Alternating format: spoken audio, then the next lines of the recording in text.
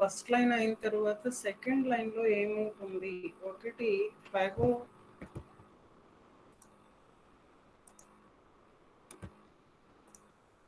ఒకటి స్థూల భక్షణ ఉంటుంది, ఫాగోసైటోసిస్ అంటే అక్కడ ఫాగోసైట్ కణాలు పనిచేస్తాయి. రెండవది ఉజ్వలన ప్రక్రియలు, ఇన్ఫ్లమేషన్ రావటం, ఇవి పనిచేస్తాయి. దెన్ సహజ సిద్ధంగా తయారయ్యేటటువంటి సూక్ష్మజీవ నాశక ప్రోటీన్లు పనిచేస్తాయి. ఇవన్నీ కలిపి సెకండ్ లైన్ ఆఫ్ డిఫెన్స్ అంటాం. ద్వితీయ శ్రేణి రక్షణ ఏం పనులు చేస్తాయి, ఎలా పనులు చేస్తాయి అన్నది మనం క్రమేణా 1 by 1 ఫోర్త్ కమింగ్ క్లాసెస్లో తెలుసుకుంటాం. సపోజ్ ఇక్కడ కూడా ఫెయిల్ అయిపోయి మైక్రో ఆర్గానిజం మన శరీరంలో తాను అనుకున్నటువంటి చోటుకి రీచ్ అవుతోంది అనుకోండి. Then coming to picture, third line of defence, అక్కడ బి లింఫోసైట్ కణాలు, టీ లింఫోసైట్ కణాలు ఉంటాయి. బి లింఫోసైట్స్ యాంటీబాడీస్ని తయారు చేయటం ద్వారా అవి ఇన్ఫెక్షన్ని అడ్డుకునేటటువంటి ప్రయత్నం చేస్తాయి. దెన్ సో ఇప్పుడు ఈ ఉన్నటువంటి రక్షణ రేఖలు 3 ప్రాథమిక, ద్వితీయ, తృతీయ, ఇవి అన్నీ కలిసి పనిచేస్తాయి, ఒకదానికొకటి విడివిడిగా పనిచేస్తాయి. అన్నీ కలిసి పనిచేయటంలో వాటి మధ్యన చాలా రకాల ఇంటరాక్షన్స్ జరుగుతాయి. మన సిలబస్లో నెక్స్ట్ వచ్చేటటువంటి టాపిక్స్ అన్నీ కూడా ఆ ఇంటరాక్షన్స్ ఏముంటాయి, ఎలా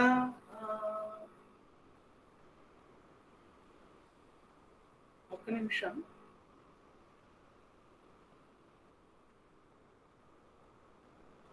ఏముంటాయి, ఏమేం జరుగుతాయి అవి చదువుకోవటం మన సిలబస్ అన్నమాట.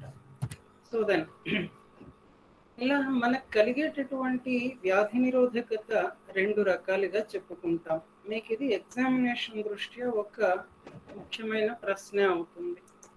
ఒకటి న్యాచురల్ ఇమ్యూనిటీ అంటాం, second one is acquired immunity are adaptive immunity అంటాం. న్యాచురల్ ఇమ్యూనిటీకే నాన్ స్పెసిఫిక్ ఇమ్యూనిటీ అని చెప్పి పేరు, అక్వైర్డ్ ఇమ్యూనిటీకి స్పెసిఫిక్ ఇమ్యూనిటీ అని చెప్పి పేరు. ముందు రెండిటికి తేడాలేంటో చూసుకుందాం. సహజ లేదా స్వాభావిక అసంక్రామ్యత, న్యాచురల్ ఇమ్యూనిటీ, అది పుట్టుకతో మనకు వస్తుంది. ఒక ప్రత్యేకమైనటువంటి సూక్ష్మజీవికి మాత్రమే పనిచేయటం కాకుండా జనరల్గా ఉంటుంది దాని రక్షణ, అంటే దానివల్ల కలిగేటటువంటి రక్షణ. రెండవది, ఒకే జాతికి చెందిన జీవులన్నింటిలో ఇది కామన్గా ఉంటుంది. దెన్ మనం నిన్న అసంక్రామ్యత జ్ఞప్తి అని చెప్పుకున్నాం చూడండి. ఆ ఇమ్యూన్ మెమరీ, అసంక్రామ్యత జ్ఞప్తి స్వాభావిక అసంక్రామ్యత వలన కలగదు. అండ్ దీనిలో ఏముంటాయి, పనిచేసేవి ఏంటి అని అంటే anatomical, physiological, phagocytic and inflammatory responses. అంటే అంతర్నిర్మాణ సంబంధమైన, శరీరధర్మపరమైన కొన్ని బ్యారియర్లు, అంటే సహజ ఆటంకాలు. దెన్ స్థూల భక్షణ, దెన్ ఉజ్వలన ప్రక్రియ. మళ్ళీ ఒకసారి చూడండి, న్యాచురల్ ఇమ్యూనిటీ, దాన్ని ఇన్నేట్ ఇమ్యూనిటీ అని కూడా అంటాము, స్వాభావిక అసంక్రామ్యత అని పిలుస్తాం. పుట్టుకతో మనకు ఉండేటటువంటి నిరోధక శక్తి ఇది. నాన్ స్పెసిఫిక్గా ఉంటుంది, అంటే జనరల్గా సాధారణంగా పనిచేస్తుంది, ఏదో ఒక వ్యాధికారక సూక్ష్మజీవికి మాత్రమే ప్రత్యేకం కాదు. తరువాత ఒక జాతికి చెందినటువంటి అన్ని జీవులలో ఇది ఒకే రకంగా ఉంటుంది, యూనిఫామ్గా ఉంటుంది. దీని వలన అసంక్రామ్యత జ్ఞప్తి ఏర్పడదు. ఇందులో పాల్గొనేటటువంటివి అంతర్నిర్మాణ కారకాలు, శరీర ధర్మపరమైన కారకాలు, స్థూల భక్షణ ప్రక్రియలు, ఉజ్వలన ప్రక్రియలు. దీనికి కౌంటర్ పార్ట్ అక్వైర్డ్ ఇమ్యూనిటీ లేదా అడాప్టివ్ ఇమ్యూనిటీ అంటారు. దీన్నే మనం ఆర్జిత అసంక్రామ్యత అని చెప్పి పిలుస్తాం. ఇక్కడ కొంచెం స్లో అవుదాం. ఇది ఎప్పుడు కలుగుతుంది అని అంటే, once you are exposed to a pathogen or once you are exposed to an antigen. ఇక్కడ యాంటీజెన్ అన్న మాటని వాడక తప్పదు. ఈ యాంటీజెన్స్ ఏంటి మీకు తెలిసి? ఇవి వ్యాధికారక జీవులలో ఉండేటటువంటి కొన్ని ప్రోటీన్స్ మనలో అసంక్రామ్యత చర్యలను ప్రేరేపిస్తాయి. సో అక్వైర్డ్ ఇమ్యూనిటీ, ఆర్జిత అసంక్రామ్యత ఎప్పుడు కలుగుతుంది అని అంటే, మనం ఒక వ్యాధికారక జీవికి గురి అయినప్పుడు, వ్యాధికారక జీవిలో ఉన్నటువంటి యాంటీజెన్స్ మన శరీరంలో ప్రవేశించినప్పుడు ఆర్జిత అసంక్రామ్యత ఏర్పడుతుంది. సెకండ్ వన్, స్వాభావిక అసంక్రామ్యత నాన్ స్పెసిఫిక్ అన్నాము. ఆర్జిత అసంక్రామ్యత స్పెసిఫిక్ అని చెప్తాం. Specific in the sense, suppose కలరాకి వ్యతిరేకంగా మనలో అసంక్రామ్యత ఏర్పడింది, అది కలరాకి మాత్రమే స్పెషల్. అంటే అక్కడ తయారైన పదార్థాలు, జరిగినటువంటి చర్యలు వేరే ఏ టైఫాయిడ్ బ్యాక్టీరియంను అడ్డుకోలేవు. క్లియర్? కానీ మనకి టైఫాయిడ్ వచ్చింది, దానికి మనం నిరోధకత పెంపొందించుకున్నాం. ఇలా ఏర్పడినటువంటి నిరోధకత కోవిడ్కి వ్యతిరేకంగా పనిచేయమంటే చేయదు. అలా ఆర్జిత అసంక్రామ్యత చాలా ప్రత్యేకంగా ఉంటుంది. వ్యాధికి ప్రత్యేకమని చెప్పొచ్చు, లేదా వ్యాధి జనకానికి ప్రత్యేకమని చెప్పొచ్చు. మీకు స్వాభావిక అసంక్రామ్యత ఒక జాతికి చెందిన జీవులలో ఒకే రకంగా ఉంటుంది అన్నాను. ఇక్కడ ఆర్జిత అసంక్రామ్యత, this is different in the members of a species. ఒకే జాతికి చెందిన జీవులలో కోవిడ్ ఇన్ఫెక్షన్ వచ్చింది అనుకోండి, నేను ఒకలాగా స్పందిస్తాను, ఇంకొకళ్ళు ఇంకోలాగా స్పందిస్తారు. సమ్ ఎక్స్ ఆర్ వై డిఫరెంట్గా స్పందిస్తారు. Some x or y recover అవుతారు. సమ్ రెండో వాడు కొన్నాళ్ళు సఫర్ అవుతాడు, మొదటి వాడు తట్టుకోలేక ఎగిరిపోవచ్చు. రకరకాలన్నమాట. దెన్ ఆర్జిత అసంక్రామ్యత వల్లనే మనకి అసంక్రామ్యత జ్ఞప్తి ఏర్పడుతుంది. ఇది స్వాభావిక అసంక్రామ్యతలో జరగదు. దెన్ ఇక్కడ ఆర్జిత అసంక్రామ్యతలో ప్రముఖ పాత్ర వహించేదంతా కూడా బేసిక్ గా లింఫోసైట్ కణాలు, దెన్ యాంటీబాడీస్. సో ఇప్పుడు ఒక మాట చెప్పండి, స్వాభావిక అసంక్రామ్యతకి కారణమయ్యే డిఫెన్స్ లైన్స్ ఏంటి? తృతీయ శ్రేణి రక్షణ పాల్గొంటుందా ఇక్కడ? మీరు మాట్లాడితే నాకు బాగుంటుంది. ఓన్లీ 1 and 2, ప్రథమ శ్రేణి రక్షణ, ద్వితీయ శ్రేణి రక్షణ రేఖలు మాత్రమే స్వాభావిక అసంక్రామ్యతకు కారణం అవుతాయి. ఆర్జిత అసంక్రామ్యతకి తృతీయ శ్రేణి రక్షణ రేఖ ప్రధానంగా కారణం అవుతుంది. ఇప్పుడు మనం న్యాచురల్ ఇమ్యూనిటీ, స్వాభావిక అసంక్రామ్యత గురించి మాట్లాడుకుందాం. ఈరోజు క్లాస్ అంతవరకే జరుగుతుంది. స్వాభావిక అసంక్రామ్యత ఒక జాతికి నిర్దిష్టంగా ఉంటుంది. దాన్ని జాతి నిర్దిష్ట అసంక్రామ్యత అంటాం. సే స్పీషీస్ స్పెసిఫిక్ అంటాం. అలాగే ఒక తెగకు సంబంధించినటువంటి వ్యక్తులలో ఇది నిర్దిష్టంగా ఉంటుంది. దానిని తెగ నిర్దిష్ట అసంక్రామ్యత అంటాం. అలానే ఒక్కొక్క జీవిలో ప్రత్యేకంగా ఉండవచ్చు, అప్పుడు దానిని వ్యక్తి నిర్దిష్ట అసంక్రామ్యత అని చెప్తాం. ఇప్పుడు జాతి నిర్దిష్ట అసంక్రామ్యత మీకు అందరికీ జలుబు చేస్తోందా?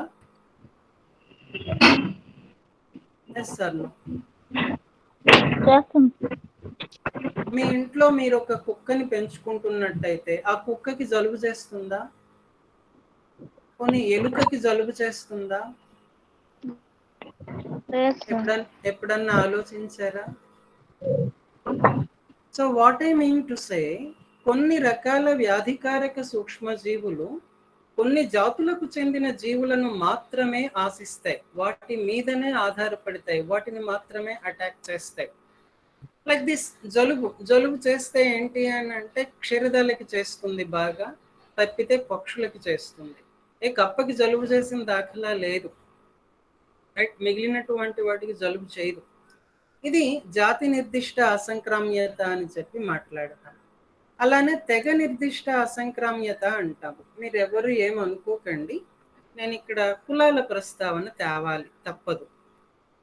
ఇప్పుడు మనందరం కోవిడ్ మందుల కోసం, కరోనా వ్యాక్సిన్ కోసం పరిగెత్తి అలసిపోతున్నాం కదా, ఒప్పుకుంటారా? నాకు తెలియక అడుగుతాను, నక్కలోళ్ళు తెలుసు కదా మీకు, నక్కలోళ్ళు ఏమైనా కరోనా వ్యాక్సిన్ కావాలి అని చెప్పి వాళ్ళు ఆశపడుతున్నారా, ఆరాటపడుతున్నారా? నాకు తెలిసి మీరందరూ you are all vaccinated right from childhood. మీ చిన్నప్పటి నుంచి కూడా, మీరు రోజుల పిల్లలుగా ఉన్నప్పటి నుంచి కూడా మీకు వ్యాక్సిన్లు పొడిచి ఉంటారు. రైట్ ఫ్రమ్ ట్రిపుల్ యాంటీజెన్తో మొదలుపెట్టి పోలియో వ్యాక్సిన్ దాకా వేసుకొని ఉంటారు. మీరు ఎవరైనా వేసుకోలేదా?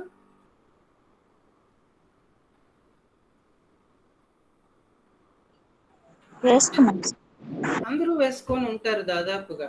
కానీ నక్కలోళ్ళకి వ్యాక్సిన్ వేస్తామంటే వాళ్ళు ఒప్పుకోరు. బట్ మిగిలిన జనాభాలో పోలియో కనిపించింది. I never saw a case of polio in that community, in that race. వాళ్ళల్లో పోలియో నాకు ఎప్పుడు కనపడలేదు. పోనీ ఏ ధనుర్వాతం లాంటిదో కనపడలేదు. వాళ్ళు ఎక్కడ బతుకుతారు చెప్పండి? రోడ్డు పక్కన ఏదో దోమతెరలు లాంటివి అలా వేసుకొని దాంట్లోనే గడిపేస్తారు తప్ప, మీకు నాకు ఉన్నట్టు వాళ్ళకి ఏమన్నా ఇల్లుందా, వాకిలుందా? దాని ముందేమన్నా రోజు ముగ్గు పెడుతున్నారా?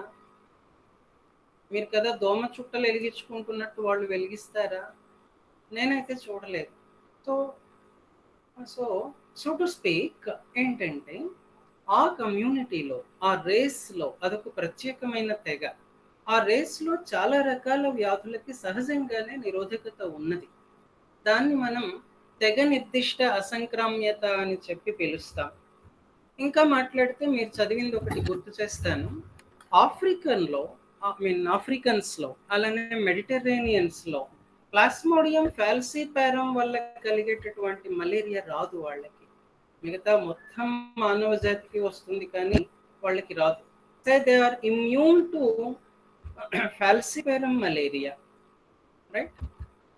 అలా సహజ అసంక్రామ్యత లేదా స్వాభావిక అసంక్రామ్యత తెగ నిర్దిష్టంగా కూడా ఉంటుంది. తరువాత ఇండివిజువల్ స్పెసిఫిక్ అని చెప్పి అన్నాను. ఒక వ్యక్తికి సంబంధించినటువంటి స్వాభావిక అసంక్రామ్యత డిఫరెంట్గా ఉంటుంది. ఇప్పుడు నెలల పిల్లలు చూడండి, రోజుల పిల్లలు చూడండి, పోనీ 5-6 సంవత్సరాల వరకు కూడా పిల్లల్ని చూడండి. కొంతమంది రొబస్ట్గా ఉంటారు, ఎగిరెగిరి పడుతుంటారు, తుళ్ళి పడుతుంటారు, ఆడుకుంటుంటారు, దొర్లాడుతుంటారు, వాళ్ళకి ఎప్పుడూ ఏం కాదు. కొంతమంది పిల్లలు ఉద్దుగూకులు నసపెడుతూ ఉంటారు. కాసేపు ఇటు నడిస్తే జ్వరం వస్తుంది, కాసేపు బయట గాలికి షాప్కి తీసుకెళ్తే సాయంత్రానికి జ్వరం వస్తుంది, పొద్దుగూకులు జలుబు చేస్తుంటుంది. తింటుంటారు కానీ ఒళ్ళు చేయరు, రైట్? ఈ తేడాలను మీరు గమనించారా? మన ఇళ్లలో సంగతులే మాట్లాడుతున్నాను నేను, కొత్తది ఏం మాట్లాడటం లేదు. ఒకడికి చేసిన జలుబు ఇంకొకడికి ఎందుకు చేయట్లేదు? ఇప్పుడు కరోనా గురించి మనందరం భయపడుతున్నాం. అంతమందికి వచ్చిందా? ఎంతమంది ఎక్స్పోజ్ అయి ఉండం? అందరికీ రావడం లేదే, కొంతమందికే వస్తుంది. ఎందుకు? ఎప్పుడన్నా ఆలోచించారా? This is individual difference in terms of immunity. చెప్పమ్మా.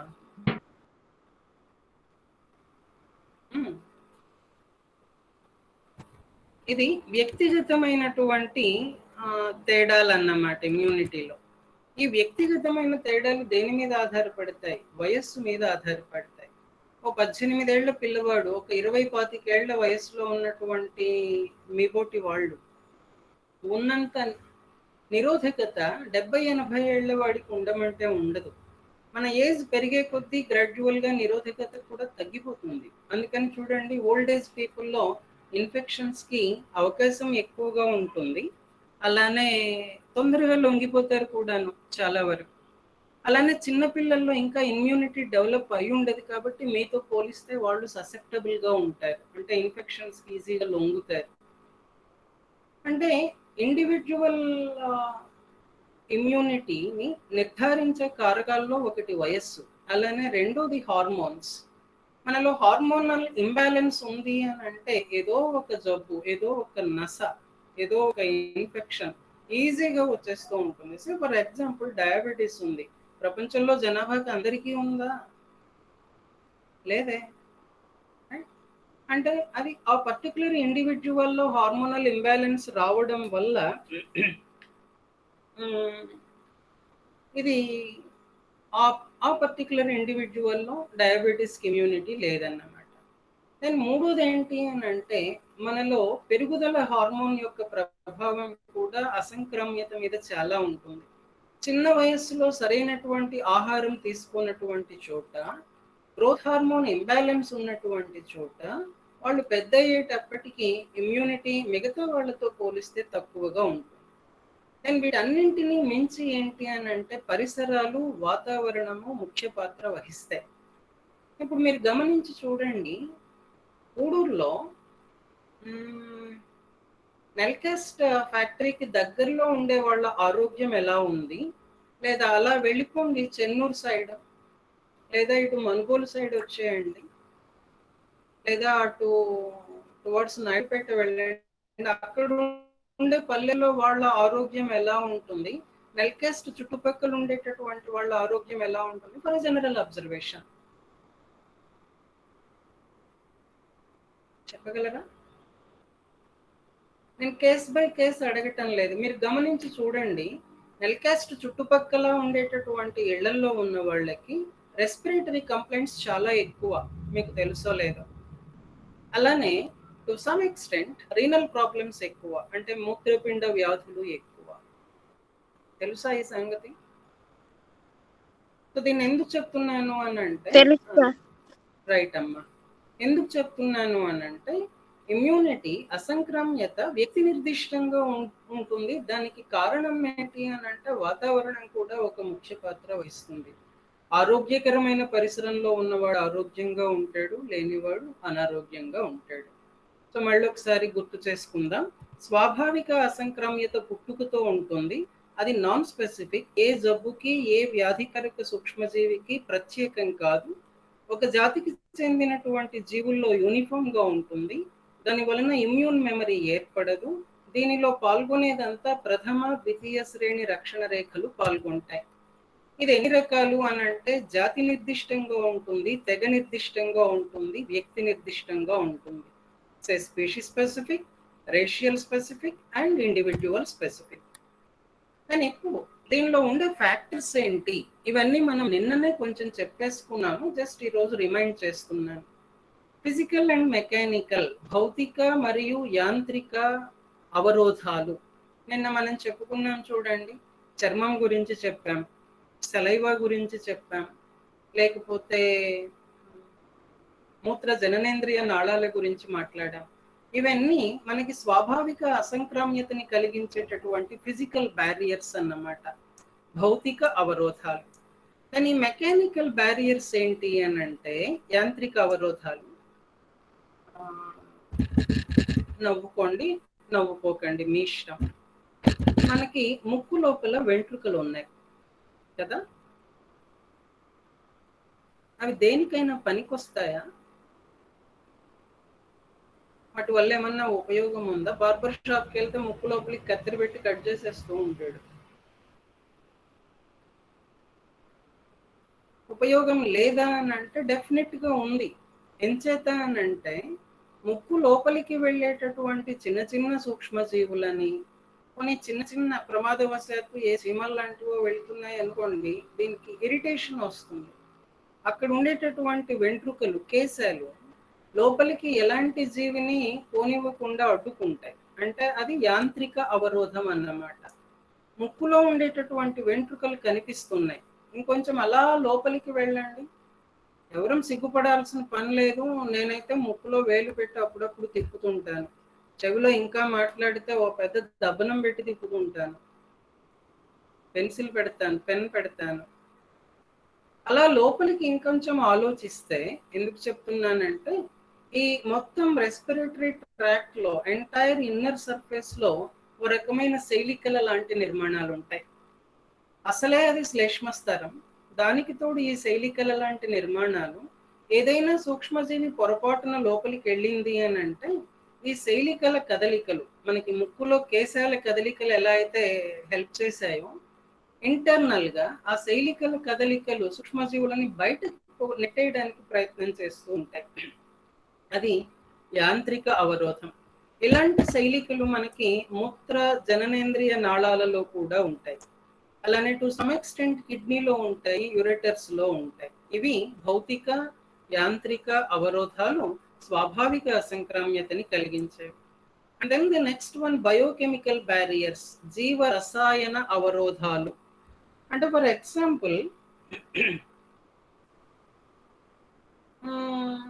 నిన్న కన్నీళ్లలో లైసోజైమ్ ఎంజైమ్ చెప్పుకున్నాం కదా, అదొక జీవ రసాయన అవరోధం.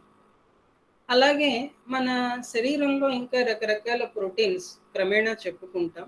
అవన్నీ కూడా స్వాభావిక అసంక్రామ్యతకి కారణం అవుతాయి. అలానే నిన్న చెప్పేసినటువంటివి సలైవాలో ఉండే పీహెచ్, దెన్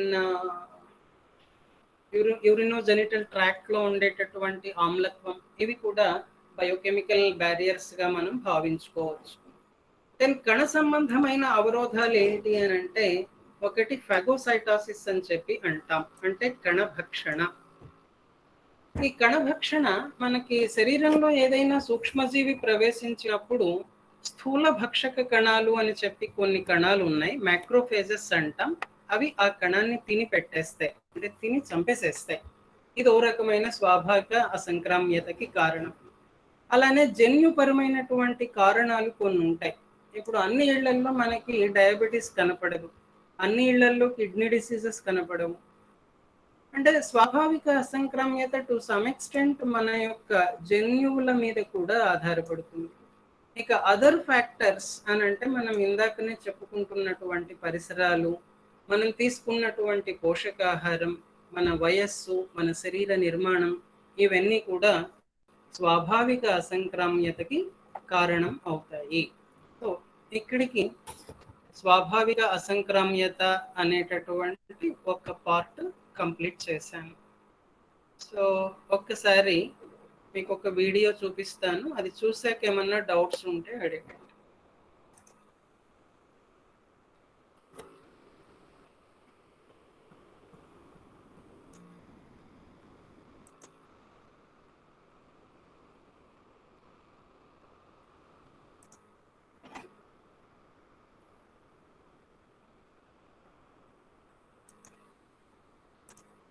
ఇంతవరకు చూడండి, ఇక్కడ ఈ చిన్న క్యాప్సూల్ లాగా ఉంది ఒక సూక్ష్మజీవి, ఇది ఒక స్థూలభక్షక కణం. జస్ట్ ఏం జరుగుతుందో చూడండి, దీనిలో వివరాలన్నీ మనం తర్వాత మాట్లాడుకుందాం.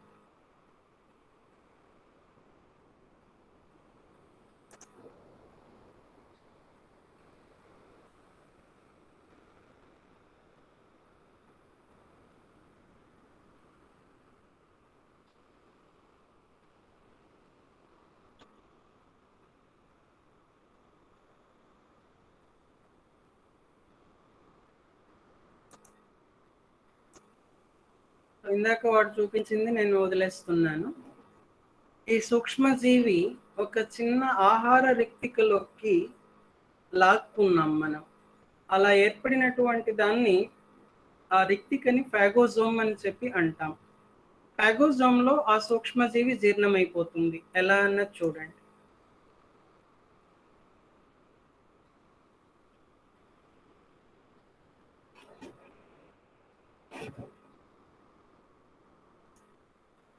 ఫాగోజోమ్ ఏర్పడిన తర్వాత ఉన్నటువంటి లైసోజోమ్లు తమలో ఉండే జల విశ్లేషక ఎంజైమ్లని ఫాగోజోమ్లోకి డంప్ చేసేస్తున్నాయి. సో లైసోజోమ్లో ఉండేటటువంటి ఎంజైమ్లు ఆ సూక్ష్మజీవిని జీర్ణం చేసేస్తాయి.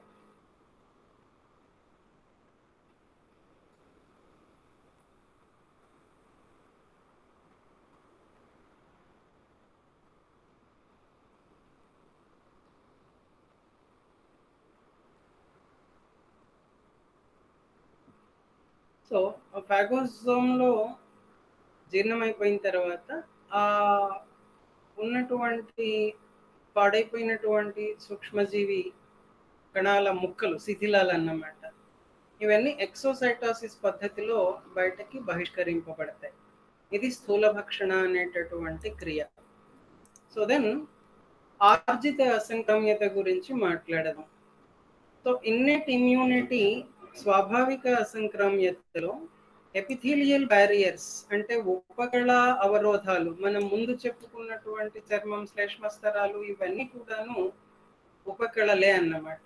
దానిలో ఉండేటటువంటి నిర్మాణాలు, అలానే రెండో లైన్లో చెప్పుకున్నామే ఫాగోసైట్స్, అలానే ఇవి కొంచెం ప్రత్యేకమైనవి డెండ్రైటిక్ కణాలు, ఎన్కే సెల్స్ అంటే సహజ హంతక కణాలు.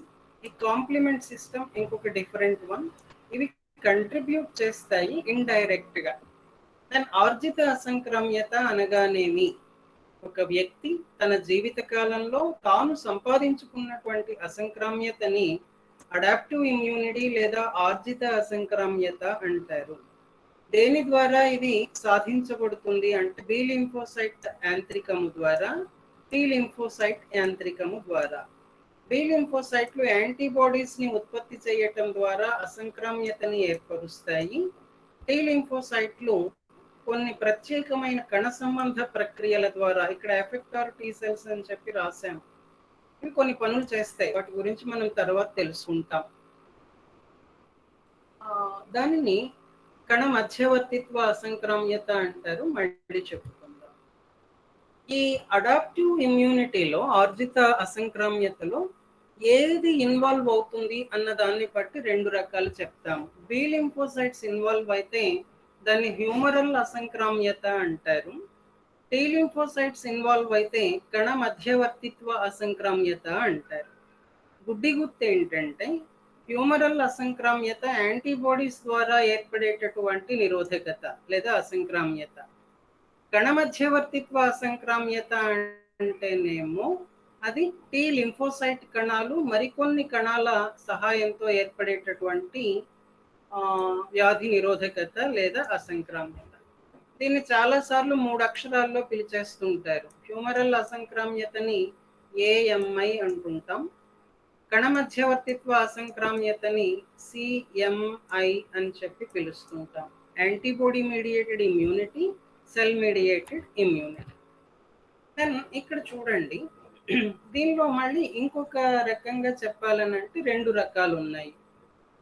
ఆర్జిత అసంక్రామ్యత క్రియాశీల అసంక్రామ్యత కావచ్చు, నిష్క్రియ అసంక్రామ్యత కావచ్చు.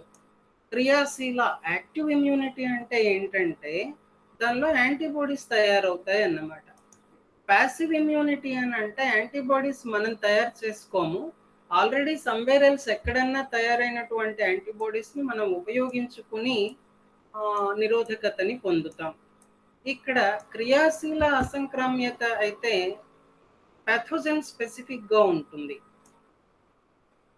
అలానే అది అసంక్రామ్యత జ్ఞప్తికి కారణం అవుతుంది. ప్యాసివ్ ఇమ్యూనిటీ స్పెసిఫిక్గా ఉంటుంది కానీ దాని వలన మనకి ఇమ్యూన్ మెమరీ కలగదు. రైట్? సో ఆర్జిత అసంక్రామ్యత ఎన్ని రకాలుగా చెప్పొచ్చు? 4 రకాలుగా చెప్పొచ్చు. ఒక్కోదానికి ఒక్కొక్క క్రైటీరియా. యాంటీబాడీస్ ఇన్వాల్వ్ అయ్యాయా, కణాలు ఇన్వాల్వ్ అయ్యాయా అన్న దాన్ని బట్టి యాంటీబాడీ మీడియేటెడ్ ఇమ్యూనిటీ లేదా హ్యూమరల్ అసంక్రామ్యత అంటాం. కణాలు ఇన్వాల్వ్ అయి ఉంటే సెల్ మీడియేటెడ్ ఇమ్యూనిటీ లేదా కణ మధ్యవర్తిత్వ అసంక్రామ్యత అని చెప్పి పిలుస్తాం. యాంటీబాడీ మీడియేటెడ్ ఇమ్యూనిటీలో హీరోలు ఎవరు? B lymphocyte. సెల్ మీడియేటెడ్ ఇమ్యూనిటీలో మెయిన్ యాక్టర్స్ ఎవరు? T lymphocytes. అండ్ యాక్టివ్ ఇమ్యూనిటీకి ప్యాసివ్ ఇమ్యూనిటీకి తేడా ఏంటి? యాక్టివ్ ఇమ్యూనిటీలో కొత్తగా యాంటీబాడీస్ మనం తయారు చేసుకుంటాం. There is generation of antibody and it has specificity and it creates immune memory also. Passive immunity నిష్క్రియ అసంక్రామ్యతలో అయితే మనం యాంటీబాడీస్ తయారు చేసుకోము, ఎక్కడో తయారైనటువంటి యాంటీబాడీస్ని మనం ఉపయోగించుకుని నిరోధకత పొందుతాం. ఇది స్పెసిఫిక్ ఏనా అంటే స్పెసిఫిక్. దీనివల్ల ఇమ్యూన్ మెమరీ కలుగుతుందా అని అంటే మెమరీ కలగదు. ఇక్కడ ఇంకొక చిన్న తేడా ఏంటి అని అంటే యాక్టివ్ ఇమ్యూనిటీలో లాగ్ టైం ఉంటుంది. అంటే ఈరోజు మనం ఎక్స్పోజ్ అయితే ఒక ప్యాథోజన్కి ఎలా అన్నా కానీ సహజంగా కావచ్చు, కృత్రిమంగా కావచ్చు, దాని నుంచి మనలో యాంటీబాడీస్ తయారయ్యి మనకి నిరోధకత ఇమ్యూనిటీ రావడానికి కొంత టైం పడుతుంది. ప్యాసివ్ ఇమ్యూనిటీ ఏంటనంటే కొంచెం ర్యాపిడ్ ప్రొటెక్షన్ ఇస్తుంది. ఇంకో తేడా ఉంది. యాక్టివ్ ఇమ్యూనిటీలో జనరేట్ అయినటువంటి ఇమ్యూనిటీ లాంగ్ లాస్టింగ్ అన్నమాట, చాలా దీర్ఘకాలం ఉంటుంది. ప్యాసివ్ ఇమ్యూనిటీలో ఏర్పడినటువంటి ఇమ్యూనిటీ షార్ట్ డ్యూరేషన్ అయిపోతుంది అన్నమాట. అయిపోవడం అని అంటే దానివల్ల మనకి రక్షణ కొంతకాలమే ఉంటుంది. ఫర్ ఎగ్జాంపుల్, మీకు చిన్నప్పుడు మీజిల్స్ వచ్చి ఉంటుంది, అంటే అమ్మవారు పోసి ఉంటుంది, లేదా గవది బిళ్ళలు పోసి ఉంటుంది. మళ్ళీ రెండోసారి వచ్చిందా? ఒక్క నిమిషం, ల్యాప్టాప్ పవర్ ఆన్ చేస్తాను.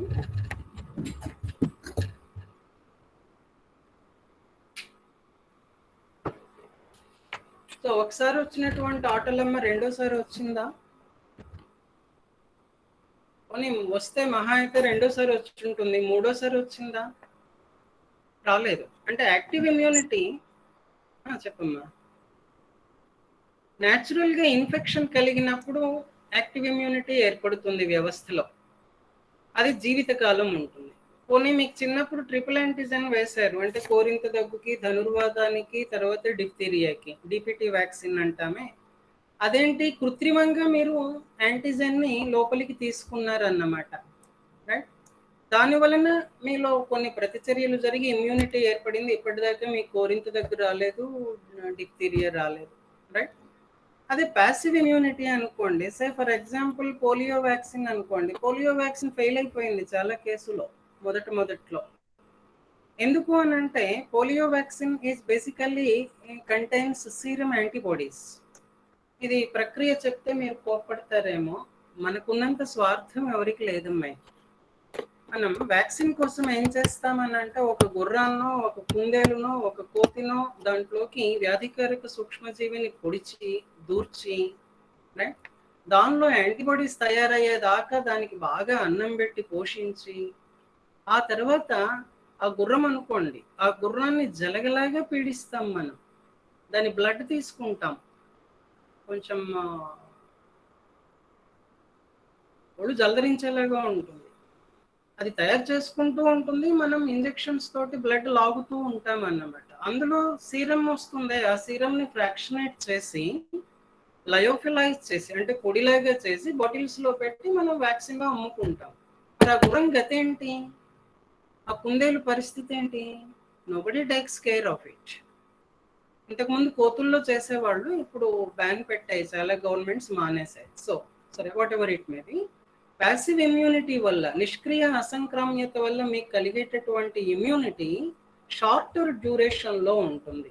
అందుకని ఇప్పుడు కోవిడ్ వ్యాక్సిన్ వల్ల వచ్చినటువంటి ప్రొటెక్షన్ ఎంతకాలం నిలబడుతుంది అని అంటే చాలా మంది ఒప్పుకోవట్లేదు, కానీ it continues for a maximum period of 6 months అంతే దాని ప్రభావం. సరే, దాని మీద రకరకాల ఆర్గ్యుమెంట్స్ ఉన్నాయి, స్టడీస్ ఉన్నాయి, లీవ్ ఇట్. మనకు కావాల్సిన పాయింట్, ఆర్జిత అసంక్రామ్యతలో యాంటీబాడీస్ తయారవుతున్నాయి అని అంటే దాన్ని యాంటీబాడీ మీడియేటెడ్ ఇమ్యూనిటీ అంటాం, యాక్టివ్ ఇమ్యూనిటీ క్రియాశీల అసంక్రామ్యత అంటాం. యాంటీబాడీస్ తయారు కావడం లేదు, కణాల ద్వారా ఇమ్యూనిటీ వస్తుంది అంటే సిఎంఐ అని చెప్పి అంటాం. కొన్నిసార్లు యాంటీబాడీని మనం ప్రత్యేకంగా బయట నుంచి తీసుకుంటున్నట్టయితే వ్యాక్సిన్ రూపంలో, దానిని క్రియారహిత లేదా నిష్క్రియ అసంక్రామ్యత అని చెప్పి పిలుస్తాం. ఇప్పటిదాకా చెప్పింది ఇదే. Based on factors involved, active immunity is of two types. One is humoral, one is cell mediated. Cell immediate కాదు. Then the way we acquire, అది సహజంగా కావచ్చు, ఆర్టిఫిషియల్ గా కావచ్చు. నేను మీకు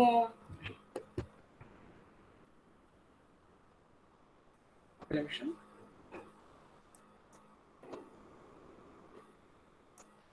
మీకు ఆటలమ్మ పోసింది అని అడిగాను చూడండి, అది న్యాచురల్ అన్నమాట. లేదు చిన్నప్పుడు ట్రిపుల్ యాంటీజెన్ వేశారు కదా అన్నానే, అదేమో ఆర్టిఫిషియల్ అన్నమాట. ఇలా కావచ్చు. సో ఇది ఆర్జిత అసంక్రామ్యత గురించి. దెన్ ఇక వ్యాక్సిన్స్ ఉన్నాయి, వ్యాక్సిన్స్ గురించి మాట్లాడటానికి ఇది సందర్భం కాదు. సో టు సమ్ అప్, ఇప్పటిదాకా మనం ఏం చెప్పుకుంటున్నామంటే, వ్యాధి నిరోధకత అని అంటే ఒక వ్యాధికారక సూక్ష్మజీవికి వ్యతిరేకంగా మనం సంపాదించుకునేటటువంటి నిరోధకత, దాన్ని అసంక్రామ్యత అన్నాం. దీన్ని సాధించడానికి శరీరంలో 3 రక్షణ రేఖలు ఉన్నాయి, ప్రథమ, ద్వితీయ, తృతీయ. అవి పనిచేయటం వల్ల మనకి 2 రకాల అసంక్రామ్యత కలుగుతోంది, స్వాభావిక, ఆర్జిత. స్వాభావిక పుట్టుకతో ఉంది, ఆర్జిత మనం సంపాదించుకున్నాం. స్వాభావిక జాతి నిర్దిష్టంగా ఉంటుంది, తెగ నిర్దిష్టంగా ఉంటుంది, వ్యక్తి నిర్దిష్టంగా ఉంటుంది. దీనికి కారణమయ్యే కారకాలు భౌతిక యాంత్రిక అవరోధాలు కావచ్చు, జీవరసాయన కారకాలు కావచ్చు, కణ సంబంధమైనటువంటి కారకాలు అవరోధాలు కావచ్చు, జన్యు సంబంధమైనవి కావచ్చు, పరిసరాలు, వాతావరణం, పోషణ ఇలాంటి ఇతర కారకాలు కావచ్చు. స్వాభావిక అసంక్రామ్యత నాన్ స్పెసిఫిక్ గా ఉంటుంది, ఇమ్యూన్ మెమరీని ఇవ్వదు. దెన్ ఆర్జిత అసంక్రామ్యత పుట్టుకతో వచ్చేది కాదు, జీవిత కాలంలో మనం ఏదైనా ఇన్ఫెక్షన్కి గురైనప్పుడు మనలో జనరేట్ అయ్యే, ఉత్పత్తి అయ్యేటటువంటి అసంక్రామ్యత ఆర్జిత అసంక్రామ్యత. ఇందులో ఎన్ని రకాలు ఉన్నాయి? యాంటీబాడీస్ తయారయ్యాయి అంటే దాన్ని హ్యూమరల్ అసంక్రామ్యత అన్నాము.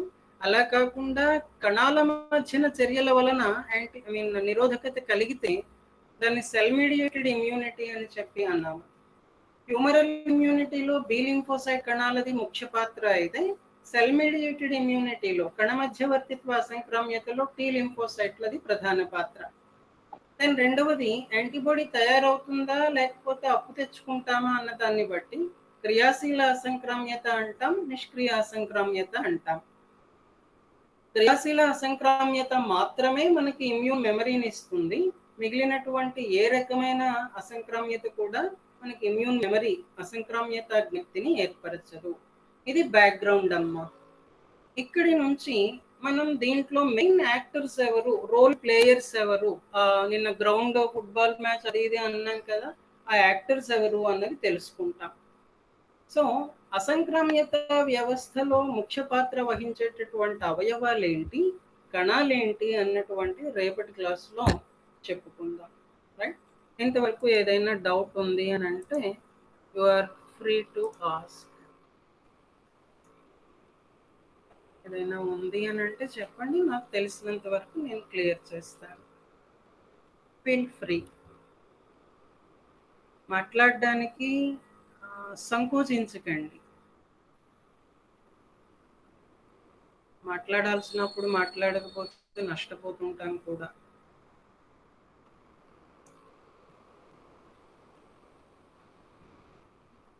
మొన్న ఇలాంటిదే క్లాస్ ఇంకొక పిల్లలకి చెప్తూ ఉంటే, సార్ కోవిడ్ వచ్చింది, మా ఇంట్లో వచ్చింది, మా ఇంట్లో వాళ్ళందరూ ముసుగులు వేసుకొని తిరుగుతున్నారు, నేను వద్దంటున్నాను, ఏమంటారు అని చెప్పి అన్నాడు. ఆన్సర్ ఏం చెప్తారు మీరు? ఇంట్లో మాస్క్ పెట్టుకోవాలా? పెట్టుకోవాలి సార్. ఎందుకమ్మా? పెట్టుకోవాలి సార్. నేను వద్దు అంటాను.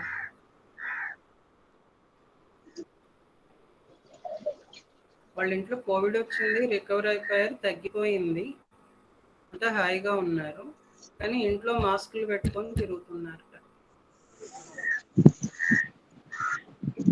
మీరు ఇళ్లలో మాస్క్ ఉంటే కొద్దిగా అడ్డు ఉంటుంది సార్, అది మాస్క్ డైరెక్ట్ గా ఎక్కువ ఎఫెక్ట్ అవుతుంది సార్. నువ్వు మీ ఇంట్లోనే కదా ఉన్నారు, you are not going into crowd.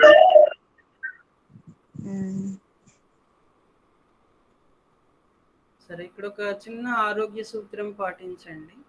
మీరు గుంపులో ఉన్నప్పుడు మాత్రమే మాస్క్ పెట్టుకోండి, మీరు ఒక్కళ్ళే విడిగా ఉన్నప్పుడు మాస్క్ అక్కర్లేదు, మీ ఇంట్లో మాస్క్ అక్కర్లేదు. అలానే ఒకే మాస్క్ని 8 గంటల కంటే ఎక్కువ వాడకండి. మీరు హ్యాండ్ కర్చీఫ్లు 2-3 పెట్టుకుంటుంటారు కదా, అలాగే 2-3 మాస్కులు పెట్టుకోండి. 6 to 8 అవర్స్ తర్వాత ఒక మాస్క్ని తీసేసేయండి, అప్పటిదాకా వాడిన మాస్క్ని. దీని వెనకాల లాజిక్ చెప్పాలా, పర్వాలేదా? చెప్పకపోయినా పర్లేదా? చెప్పండి సార్. ఇప్పుడు ఫ్రెష్గా ఒక మాస్క్ ఉతుకొని దానికి దాన్ని ఏమంటాం, వాసన వచ్చే కెమికల్స్ వేస్తాం కదమ్మా, గంజి పెట్టి ఇంకోటి ఏదో పోస్తారు ఇంట్లో, బట్టలు వాసన వస్తుంటాయి, అంటే మంచి వాసన వస్తుంటాయి. సరేలే, శుభ్రంగా ఉతుక్కున్నటువంటి మాస్క్ ఇప్పుడు పెట్టుకున్నాం. ఆ మాస్క్ పెట్టుకున్న తర్వాత అంటే అది మన ముక్కుకి అడ్డంగా ఒక లేయర్, గాలి పీలుస్తున్నాం వదులుతున్నాం. మీరు పీల్చుకునే గాలి సంగతి వెల్ అండ్ గుడ్, ఓకే, వదిలేయండి. మీరు వదిలేటటువంటి గాలిని కూడా అడ్డుకుంటోంది కదా మాస్క్, కాదంటారా? మీరు వదిలేటటువంటి అవును సార్. మీరు వదిలేటటువంటి గాలిలో ఏముంటుంది? కార్బన్ డైఆక్సైడ్ ఉంటుంది, ఇంకా ఇతరత్ర ఏవైనా వాయువులు ఉంటాయి, అంటే ట్రేసెస్ ఆఫ్ నైట్రోజన్ ఉంటుందిలేండి. దెన్ నీటి ఆవిరి ఉంటుంది, కొంత ఉష్ణం ఉంటుంది. ఇలా ముక్కుకు చెయ్యి అడ్డం పెట్టుకుంటే వచ్చే గాలి వెచ్చగా తగులుతుంది, అంతే కదా. రైట్. సో ఇప్పుడు ఒక గంట గడిచిన తర్వాత, ఒక 2 అవర్స్ గడిచిన తర్వాత మీ ముక్కు చుట్టూ ఉండేటటువంటి వాతావరణంలో behind the mask carbon dioxide ఎక్కువ ఉన్నట్ట, ఆక్సిజన్ ఎక్కువ ఉన్నట్ట? కార్బన్ డైఆక్సైడ్ ఎక్కువ ఉన్నది సార్. అంతే. సో మనం టైం ఎక్స్టెండ్ చేసే కొద్దీ ఏంటి అని అంటే మాస్క్ వల్ల మనకి కలిగేటటువంటి ఆక్సిజన్, లభించేటటువంటి ఆక్సిజన్ కంటెంట్ క్రమేణా తగ్గుతూ ఉంటుంది. అందుకని చెప్పి మనం మాస్క్ పెట్టుకొని రోడ్డు మీదకి వెళ్ళండి, మార్కెట్కి వెళ్ళండి, గుంపులోకి వెళ్ళండి, మీకు అవకాశం ఉన్నప్పుడు మాస్క్ని అలా తప్పించి న్యాచురల్గా వచ్చేటటువంటి గాలిని తీసుకోండి. వెంటిలేషన్ బాగా ఉండాలి. రెండో ముఖ్యమైన ఇదేంటి అని అంటే, నేను ఉతుక్కున్న మాస్క్ పెట్టుకున్నాను, సరిగా ఉతుక్కున్నానా అన్నది ఒక ప్రశ్న కదా, కాదంటారా? నేను ఊరికే నీళ్ళల్లో తడి పారేశాను, అమ్మాయి అయితే సర్ఫ్ ఎక్సెల్ పెట్టి ఉతికింది, ఈ అమ్మాయి అయితే సర్ఫ్ ఎక్సెల్ పెట్టింది, దాంతోపాటు వేడి నీళ్ళల్లో ఉతికింది, ఇది బాగుంది కదా. డిఫరెంట్ మెకానిజమ్స్ ఆఫ్ క్లీనింగ్ కదా.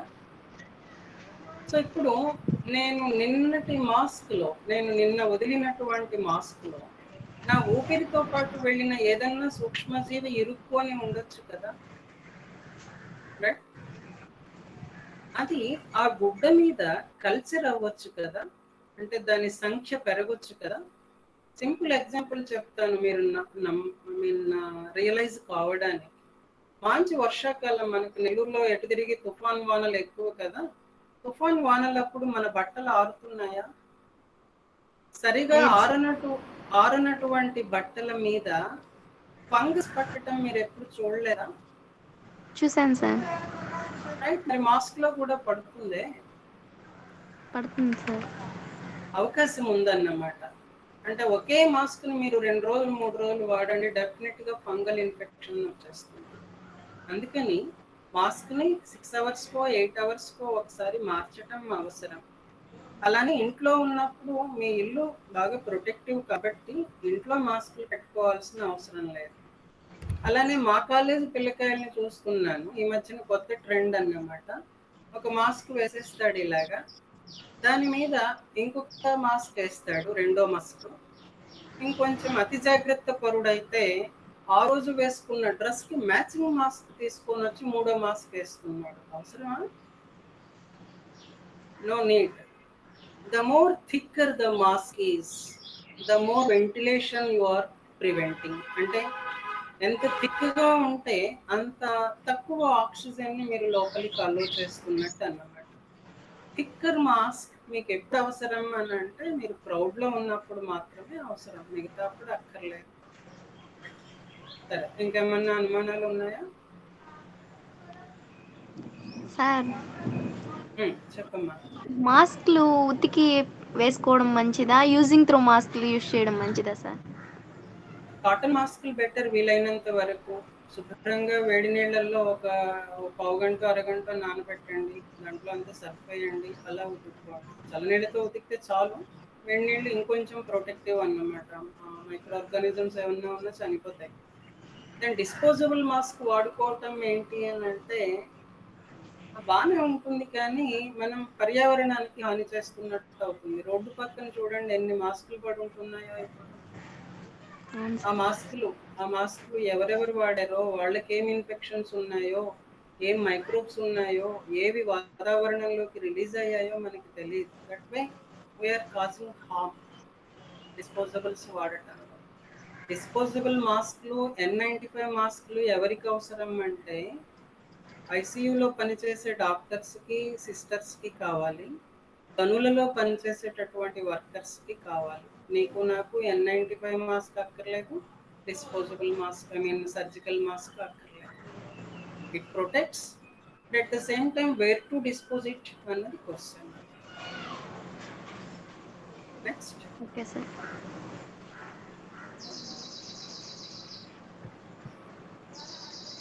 క్లోజ్ చేస్తామా? Okay so sir. రేపు ఆఫ్టర్నూన్ 3:30కి we will be meeting for immune organs and cells involved in immune system. Right? Thank you.